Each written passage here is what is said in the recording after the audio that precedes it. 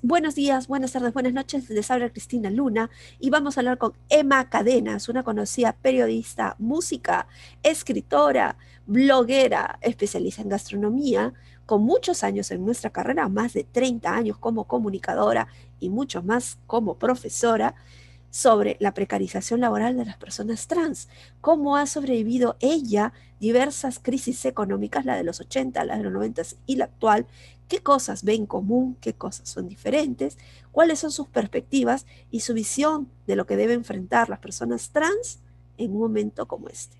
Gracias, Emma, por esta entrevista. Emma, vayamos desde el comienzo.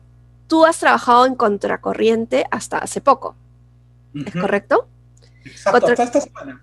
Contracorriente es un programa periodístico, ¿correcto? Era, sí, bueno, hasta que salga la última edición, un programa periodístico eh, político, Ujú. básicamente, ¿no? De análisis e interpretación política.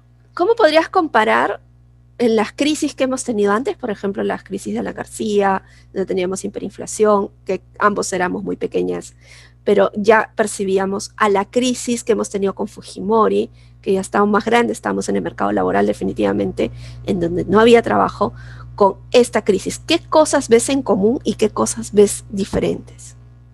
Bueno, en común, por supuesto que estas crisis obedecen más que al marco jurídico, al marco normativo, ¿no? A las políticas de Estado, obedecen principalmente a temas de gestión, ¿no?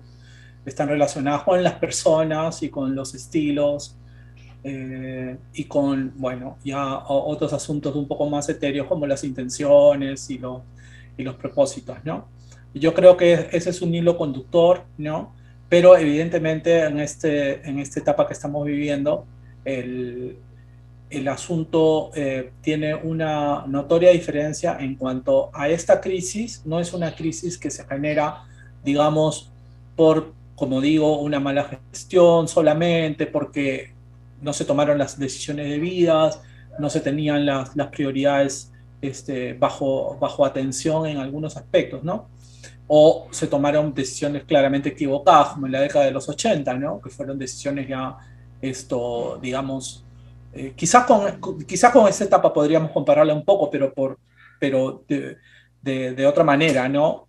Porque hoy lo que tenemos es una estrategia que consiste en generar la crisis. O sea, es una crisis ex profeso, ¿no?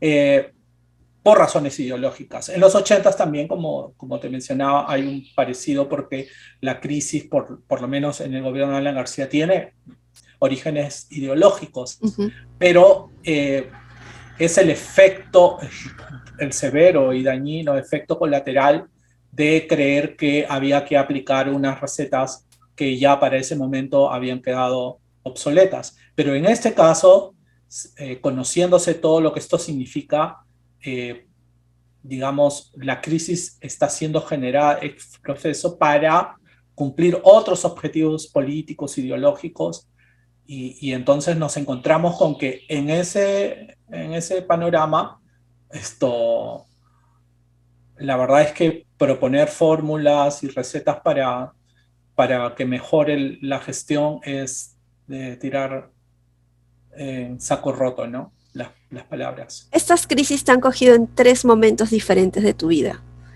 En una, joven, no tenías mucha carga laboral. La Por supuesto. segunda, ya tenías una carga laboral y familiar. Y esta, que es totalmente diferente en tu vida. ¿Qué sensaciones te dan enfrentar estas crisis? ¿Cómo te sentiste en la primera crisis? Me refiero otra vez a la de los 80, a la de los 90 y ahora. ¿Cuáles son tus sensaciones, tus emociones al respecto? Bueno, en los 80 era, por supuesto, muy joven y lo que veíamos era una desesperanza, ¿no? Se tomaba con desesperanza, pero a la vez también,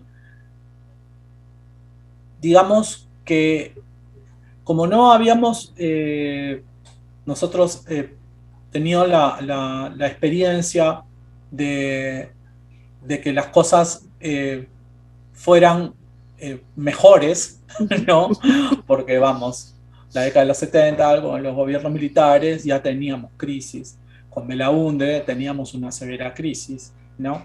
Con García, bueno, la crisis se ahonda, entonces digamos como que estamos acostumbrados a este espacio de crisis permanente, y entonces esta desesperanza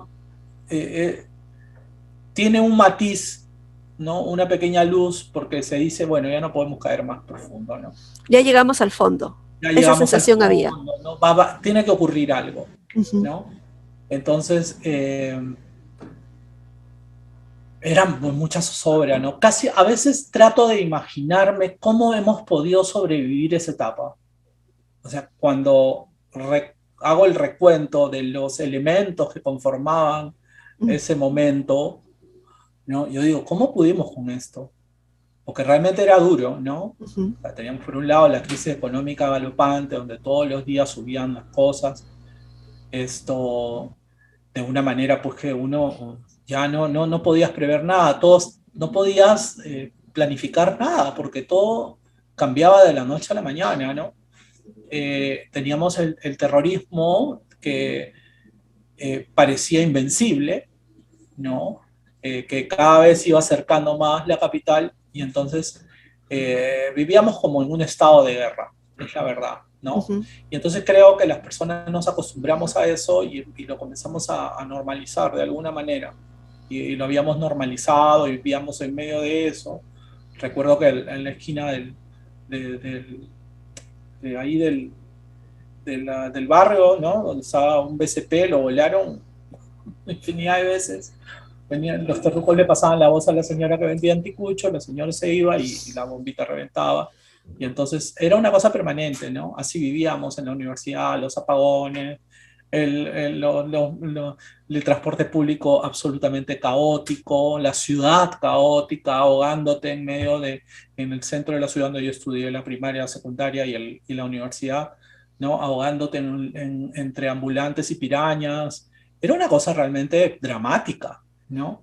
Pero estábamos acostumbrados y teníamos la fuerza de la juventud también, ¿no? En la juventud somos audaces, y entonces esa audacia llevaba a que, caray, decías, Para no, adelante. ¿Y los adelante. noventas cómo los sentiste? Porque ya te cogen otro momento de tu vida. Claro, los 90 yo ya tengo carga familiar, y felizmente llegaron los 90 cuando tuve carga familiar. Porque sí, los 90 no, fue una etapa crítica, ¿no? Los años 90, ¿Cómo pero era fue una... pasar el Fujishock? Tener Bueno, un día, unos precios, el día siguiente, el Fujishock otras fue cosas. un momento, claro, fue el momento culminante de toda esa etapa. Yo asocio más el Fujishock a los 80, ¿sabes? ¿No? Porque es, Como digamos, que el cierre de esa etapa lo observas así. es el colofón de esa etapa, ¿no? Es el momento en que se dice, bueno, esto no da más, hay que hacer el shutdown, ¿no? Y Literal. se hace el shutdown, y entonces, bueno, al día siguiente ya las cosas tenían que mejorar, o sea, no quedaba otro camino, ¿no? Ya Ya se habíamos había tocado significado, fondo. Tú sentías que ya habíamos tocado fondo, que ya habíamos no había tocado forma. fondo. Tenemos el Fujishock y de ahí observas para adelante una nueva era. ¿En qué Sí, retos encontrabas en esa era? Ya, como te mira, digo, estabas con carga familiar, ¿no? claro, creo que lo que más preocupaba era la precariedad laboral, ¿no? Porque, claro, pasábamos de una época en que todo era pues con una rigidez formal, ¿no? Y entonces había gente que se quedaba, pues se eternizaba en los trabajos, ¿no? Podían estar 20, 30, 40 años. Pasamos una etapa en la que no sabías, y de hecho, o sea, pasé por decenas de redacciones en los años 90, ¿no? Esta volatilidad del empleo, ¿no? Era lo más preocupante, ¿no? Porque, digamos, se habían flexibilizado por completo todos los llamados derechos laborales, ¿no? Entonces, es cambiar de mentalidad y enfrentarte a una nueva realidad en la que esto dices, a ver cómo va esto, ¿no? Y, pero creo que tuvo su contraparte en que fue muy rápido el, fue muy rápida la mejora salarial, Ujú. ¿no? O Perdimos, sea, ¿tú sientes que se perdieron derechos, pero a la vez ganamos capacidad adquisitiva? ganamos capacidad adquisitiva definitivamente. O sea, lo que yo ganaba en el año 92, esto era, era la cuarta parte de lo que ganaba en el año 95. Ujú, Así, ¿no? O sea, estamos hablando de 3 años en los que mi sueldo se había cuadruplicado, ujú. ¿no? En Claro, términos también, reales sentías que podías comprar más cosas con el claro, iba sueldo que tú avanzando, obtenías. Ujú, iba progresando, tenía la oportunidad y claro, compensaba esta precariedad, este decir, bueno, no sé si voy a seguir mañana, pero es como que empezara a abrirse, empezaba a abrir a haber trabajo, ¿no? Yo lo vi de esa manera, esa es la manera como yo lo viví, ¿no? No ujú. sé cómo lo habrán vivido otros, pero para mí significó muchas oportunidades, ¿no? Y ahora, esta crisis actual, ¿qué te trae?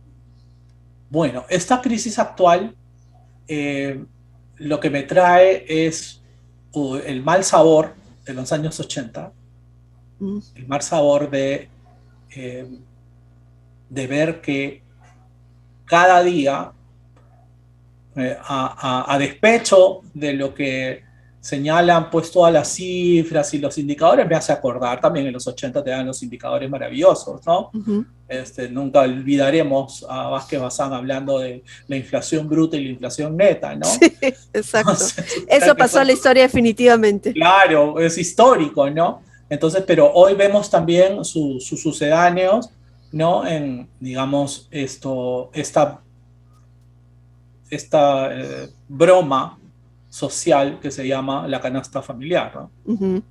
Entonces, la canasta familiar no ha tenido una ligera variación, ¿no? Discúlpame, pero si tú vas a comprar, No alcanza. ¿no? Todos los días suben los precios, es un déjà vu bien triste. Y habíamos tenido una estabilidad de precio, una estabilidad relativa en los últimos 30 años, ¿no? Ujú. Y eso es lo que cuenta al final. Al Porque final lo que efectivamente cuenta es que, en febrero hemos marcado el pico inflacionario de los últimos 26 años. Y coincide con tu percepción de que tienes que estamos como una figura repetida de los 80. Pero totalmente, también ahora entonces tenemos como una mezcla de ambas cosas, la precariedad laboral con los problemas de los 80. Es como un así mix es. de ambas cosas. Y a Y ello quisiera sumarle la complejidad que es para las personas trans conseguir trabajo. así es. Sí, efectivamente. Es como que lo malo de los 90 y lo malo de los 80 se ha condensado en este momento, Uh ¿no? -huh. Todo lo malo, ¿no? Eh, y bueno, una no se va haciendo más joven, ¿no? Aunque No. yo sí me voy haciendo más joven y bella, pero bueno, esas son situaciones, ¿no? que obedecen a otros factores. Pero, digamos, no nos vamos haciendo más jóvenes y sabemos que en el Perú, principalmente en la ocupación que nosotros tenemos, en las comunicaciones, en el periodismo, pues se busca cada vez más pagar menos. Uh -huh. Y se ¿No? busca también personas más jóvenes Se busca personas más jóvenes precisamente, para yo creo que pagarles bajo menos. el pretexto de que si vamos están al día no, discúlpeme, yo enseño periodismo hace muchos años y conozco a los jóvenes no saben ni buscar en Google, ¿no? Entonces Uh no -huh. se trata de eso. Yo les tengo que enseñar a buscar en Google. Yo, disculpen, los nativos son ustedes, ¿no? Yo soy una afuerina del Uh mundo -huh. digital, pero yo les tengo que enseñar Entonces no es por eso. En realidad es porque la precarización se puede agudizar más con ellos con sueldos bajísimos, ¿no? Uh -huh. Entonces no nos pueden pagar lo que valemos. Y eso sumado al tema que vivimos en un país en que el asunto del género todavía, bueno, valgan verdades en el mundo entero. Acabamos de ver lo de Disney, Uh -huh. ¿no? Es un golpe fuerte para los derechos, ¿no? Pero bueno, Estados Unidos es un país que está ideologizado, está dividido, Perú también, pero creo que aquí es más fuerte todavía el conservadurismo, ¿no? Y entonces, ¿qué hace que las personas como, como yo, que pertenecemos a la diversidad sexual, ¿no? Y en mi caso, como mujer transgénero, sea muy difícil? por ejemplo, yo soy docente de carrera, Ujú. digamos, ¿no? Y, y tengo 30 años de experiencia, he enseñado en colegios de primaria y diferentes cursos. A eso hay que Y sumarle que tienes una larga carrera en las comunicaciones. Has sido directora, editora, así es. has hecho A la par, 360. llevé a la par ambas carreras, ¿no? Ujú. Docencia y periodismo. Eh, y, y digamos, en el mundo de la docencia, por ejemplo, no tengo esto. En el mundo de la docencia primaria o secundaria no tengo oportunidades. Y no está tan mal remunerado, ¿no? O sea, ahora está, mejoró la condición de los docentes en los últimos 20, 30 años, a pesar de lo que diga el señor Castillo, ¿no? Ujú. Que gana muy bien, además, ¿no? Para el Ujú. promedio de los peruanos. Exacto. Esto, sin saber leer ni escribir, dicho sea de paso. Esto, eh, no tengo oportunidades, porque una mujer trans enseñarle a unos niños, a unos adolescentes, se mueren. Yo soy teóloga, podría enseñar religión, pero a ver, dime tú en qué colegio de esta ciudad delirante van a querer contratar a una mujer trans para que enseñe religión. Ujú. Puede Entonces enseñar existe lenguaje. la, si ya de por sí estamos hablando de tres crisis que son complejas, Ajá. esta crisis que además es un mix, casi una bomba de tiempo, para las personas trans es aún más complejo Aún tratar de más sobrevivir en este tipo de crisis. totalmente, porque primero estoy hablando desde mi experiencia personal, ¿no? Claro, tus Y oportunidades de trabajo son las cada vez mías. menos. Y Y tú eres para una qué? persona que ha llegado a un grado universitario. A eso voy, ¿no? Digamos, si en mi caso, siendo una mujer con estudios universitarios, ya con un posgrado a puertas, ¿no? Con 30 años de carrera, 33 años de carrera en el periodismo y en la docencia, Ujú. hoy se me cierran puertas laborales, oportunidades, posibilidades porque soy una mujer trans. No quiero pensar qué pasa con los jóvenes, las jóvenes, ¿no? Que salen del colegio, quieren estudiar una carrera, son mujeres u hombres trans, ¿no? Las puertas que no, las carreras que no van a poder hacer.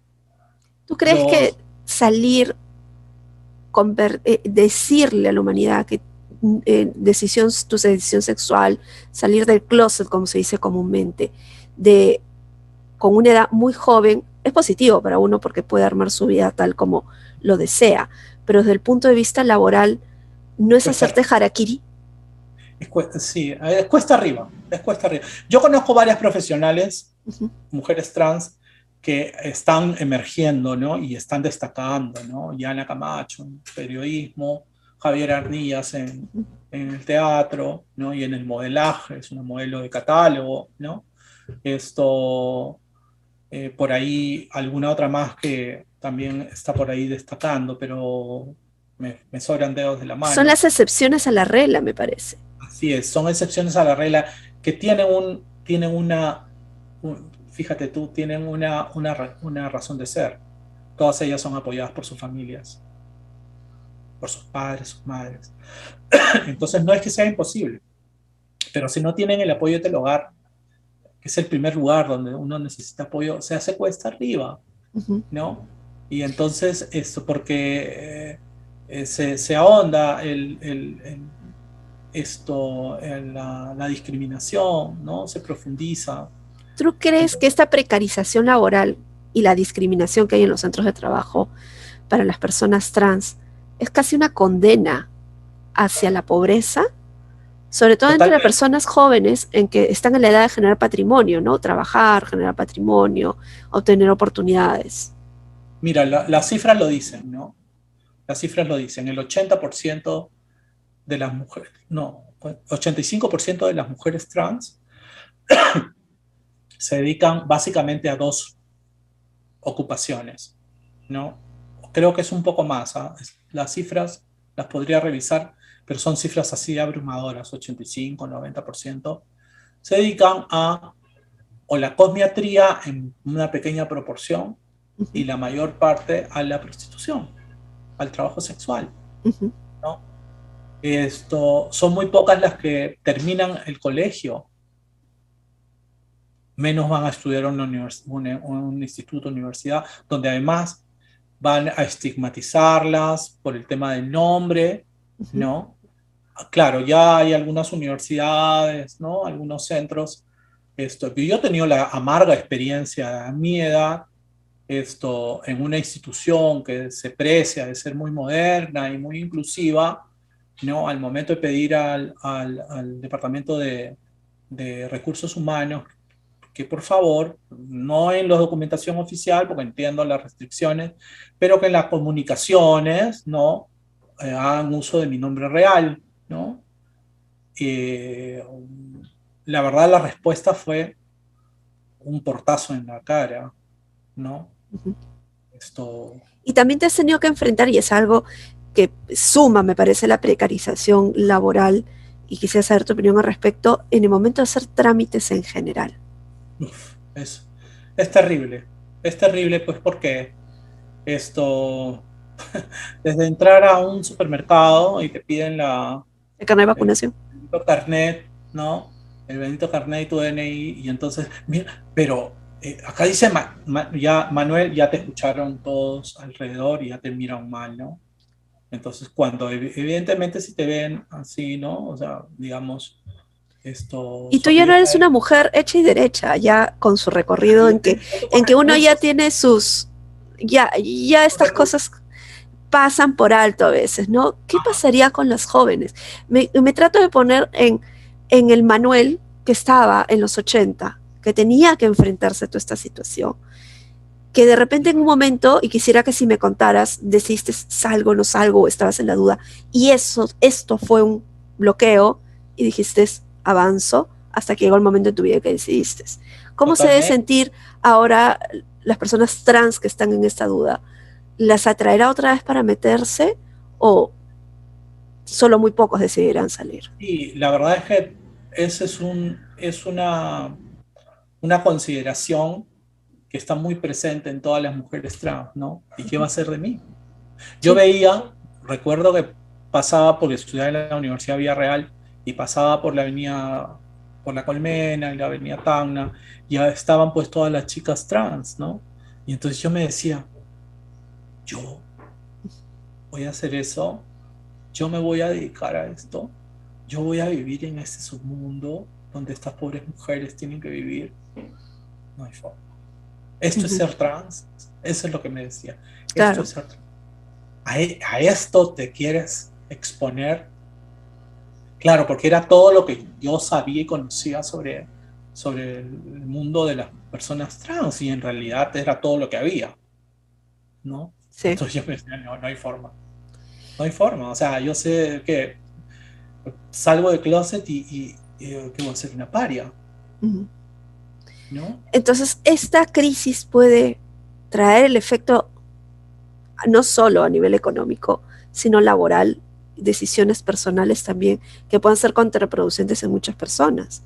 Porque también en el momento de negociar un sueldo, también están más expuestas a negociar no por el lado muy positivo, ¿no? Así es, esto... Las condiciones laborales no deben ser muy buenas. Una buena amiga me dijo una vez, vas a perder tus privilegios, Ujú. ¿no? Y sí, sí es verdad, ¿no? Porque es casi como que te hacen un favor, ¿no? Todavía te estoy dando trabajo, todavía que eres trans. ¿No sientes que las personas trans están caminando la trocha que las mujeres hemos caminado? En la Totalmente. cual se nos decía, bueno, En te todo estoy dando sentido. el trabajo de favor, te voy a pagar menos que un hombre, a ver si podrás hacerlo. Sí, la verdad que sí. Con todo lo que, lo grata que ha sido esta experiencia en Willax, ¿no? Eh, a mí me sorprendió bastante, la verdad, la apertura y el respeto que siempre me manifestaron, pero yo tenía mucha cautela. Ujú. Y creo que también había un poco la mirada de a ver qué pasa, ¿no? A ver qué pasa, porque no sé qué sucede, tú misma sabrás que hay quienes dicen, ya no la contrato más, ¿no? Porque no sé qué pasa, porque, creen que las hormonas ¿Nos vuelven nos locas? el intelecto, ¿no? O que porque somos mujeres trans y vamos a un trabajo nos vamos a querer tirar a todos los patas que hay ahí, ¿no? Que es un estigma que, por ejemplo, laboralmente aparecía con las mujeres que habían tenido hijos fuera del matrimonio o que eran solteronas, entre comillas, porque su decisión había sido no casarse. Es un estigma que ahora se ha trasladado laboralmente a las personas trans. Sí, a nosotras, sí. Porque la mujer trans, quiera o no, el- es vista como para el macho peruano, es vista como un objeto sexual, ¿no? Mm. Es alguien que está ahí a disposición y esto, y hasta de repente puede hasta querer pagar porque estén con ella, ¿no? Entonces o sea, mira, esa mirada nomás ya te dice cómo te pueden estar mirando en el trabajo, Ujú. ¿no? Felizmente a mí no me ha ocurrido esto, seguro, porque ya estoy muy, muy señora, ¿no? Pero bueno, sí, estamos recorriendo el trecho que ustedes ya recorrieron, ¿no? Las mujeres biológicas. Esto, estamos recorriendo ese camino, el de primero que nos objetivicen sexualmente, segundo que nos subestimen, Ujú. ¿no? Tercero que nos paguen menos, ¿no? Nos subvaloren, Ujú. ¿no? Y eso se refleja en los sueldos, ¿no? Y esto se Y es agudiza aún más en esta crisis, ¿no? En la cual el centavo ahora cuesta no sé qué más. no sé qué va a hacer el país, ¿no? Estamos ¿Y en te una sientes etapa. representada por algunos congresistas? Porque tenemos congresistas LGTB, ¿no? Hemos tenido congresistas LGTB. ¿Te sientes representada? ¿Sientes que estos temas que van a la médula de la comunidad son tratados, aunque sea intentados en presentar en proyectos de ley? La verdad no, la verdad no. Hace poco me escribió un amigo periodista que trabaja para un congresista y me dijo que iban a desempolvar la ley de identidad de género. No sé qué suerte pueda tener en este congreso, ¿no? Ujú. Hay algunos representantes de la comunidad, bueno, Alejandro Cabero se ha manifestado como miembro de la comunidad, ¿no? No ha dicho más, pero lo veo muy, muy abierto, ¿no? Eh, pero no veo que tenga digamos, una mirada de plantear, de hacer planteamientos mm, por los derechos de las personas como yo, ¿no? De la diversidad sexual. Entre otras cosas porque su ideología, ¿no? La considera, tienen algunas ideas, pues los liberales, ¿no? Y los Ujú. libertarios tienen algunas ideas muy particulares, muy diferentes en todo caso a las ideas de izquierda, lo ven por otro lado, o sea, los sectores de derecha que aceptan, que respetan la diversidad sexual, lo hacen desde una perspectiva diferente a la que, y hasta crítica a la perspectiva desde la que lo hace la izquierda. La izquierda lo hace desde una perspectiva colectivista, mientras las derechas respetuosas de la diversidad lo hacen desde el punto de vista de la individualidad, ¿no? Dice, Ujú. bueno, su individualidad, la persona puede, pero no consideran que se deba realizar algún tipo de mejora en la legislación, sino que tal como está, simplemente cumpliéndola ya debería la persona diversa sexualmente tener pues una condición como cualquier otra, ¿no? No hay que darle ningún privilegio. Ellos ven estas propuestas desde la izquierda colectivistas, las ven como planteamientos que buscan privilegios, ¿no? Ujú. Y a veces lo son, valgan verdades, ¿no? Por ejemplo, yo no estoy de acuerdo en la ley de identidad de género en la inclusión de cuotas, Ujú. Que ¿no? no ha dado resultado hasta para las mujeres Nada, biológicas. claro, no ha resultado, pero pues es muy populista, ¿no? Vende bien a Claro. muchas Es personas tal como y el control de precios. Suena bonito, pero en la realidad así es, trae en la desgracias. realidad, ¿no? O sea, digamos, valgan verdades, mis hermanas trans la mayor parte no tiene una educación muy esmerada y entonces sucumben frente a estas ideas, ¿no? O son llevadas, yo lo veo así, por ciertos colectivos, no todos, por ciertos colectivos como, digamos, un ganado electoral, ¿no? Entonces, en este sector pues, está Susel, por ejemplo, ¿no? Pero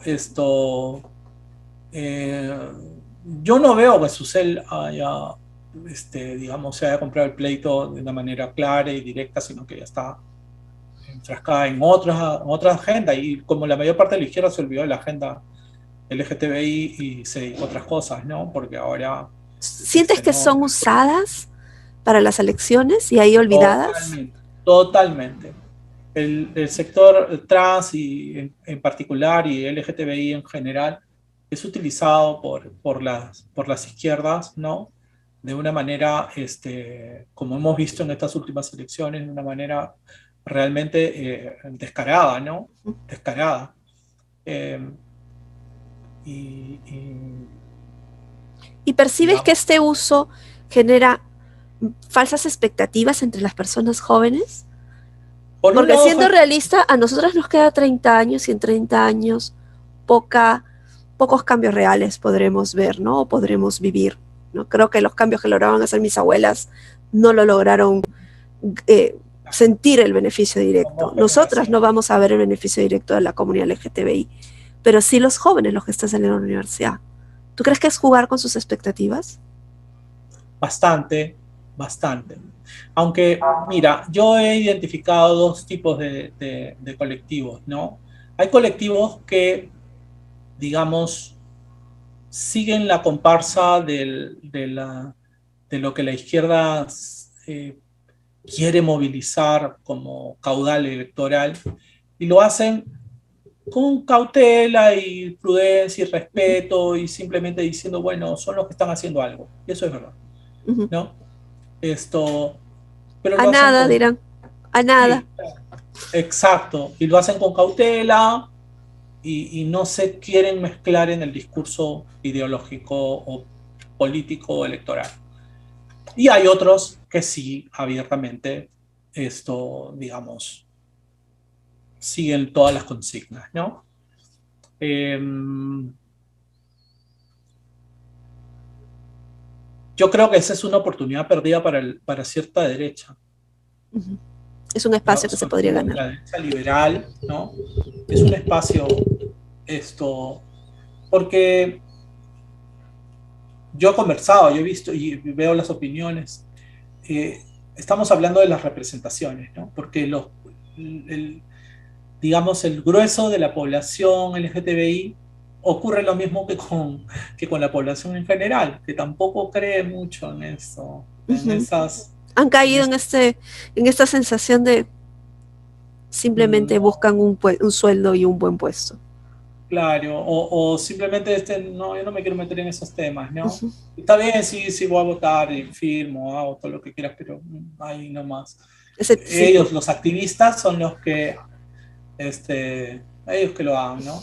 Y entonces, y muchas veces también son críticos y escriben, dicen, no nos gusta esto, por aquí, por allá, pero ahí no pasa, ¿no? Uh Con -huh. la población también tampoco se identifica con ningún partido político, necesariamente, ¿no? Que lo hagan los políticos. Entonces, es soltar un poco y entonces ahí hay un territorio, porque hay gente dentro de la comunidad LGTBI que no está contenta con ese predicamento de izquierda, colectivista, que busca, muchas veces sí busca generar privilegios, ¿no? Imponer algunas cosas que no es necesario imponerlas, porque lo que hacen es convertir y de ahí es que viene la palabra ideología de género, ¿no? Convertir el discurso del género, convertirlo en un elemento vinculante Uh -huh. con el tema ideológico marxista. Entonces, ¿por qué el patriarcado hetero, burgués? Y entonces, si tú estás en pro de los derechos de que se respeten los derechos de las personas LGTBI, tienes que estar identificado con un partido de izquierda y esto porque es el modelo neoliberal el que hace esto. Entonces, recontra contaminada la lucha. Recontra contaminada. Finalmente, Emma, de esta conversación me estoy llevando un pesimismo. Yo quisiera saber si ves alguna luz al final del túnel.